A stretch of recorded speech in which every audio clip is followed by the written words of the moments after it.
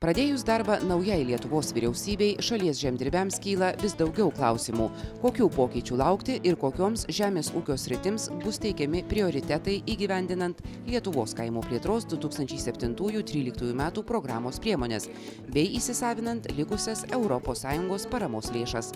Nusprendęs, kad atsakyti į žemdirbiams rūpimus klausimus geriausia bendraujant tiesiogiai, šią savaitę Žemės ūkio ministras Virgilijus Jukna su specialistais apsilankė Pakruojyje.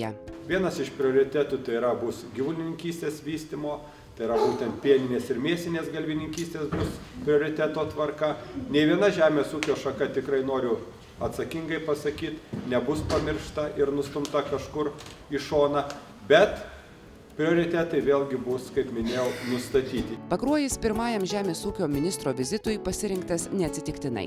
Šiame krašte žemės ūkis užima svarbią vietą ekonomikoje, o ir patys ūkininkai stengiasi išsaugoti gerasias žemdirbystės tradicijas. Paramos pagal kaimo plėtros programos priemonės Pakruojo rajonas panaudojo daugiau, jeigu vertintumėm tą Lietuvos statistinį vidurkį. Tai išsiskiria ir žemės ūkio valdų modernizavimo priemonė, ir jaunųjų ūkininkų įsikūrimas.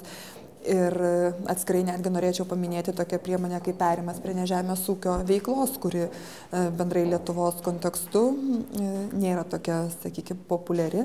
Tuo tarpu Pakruojo kraštas panaudoja netgi 7% paramos lėšų skirtų šiai priemoniai. Kaip patikino ministras, panašūs susitikimai su žemdirbiais bei seminarai, kurių metu bus galima tiesiogiai bendrauti su juo pačiu, bei specialistais atsakingais už žemės ūkio politikos įgyvendinimą, turėtų tapti tradicija.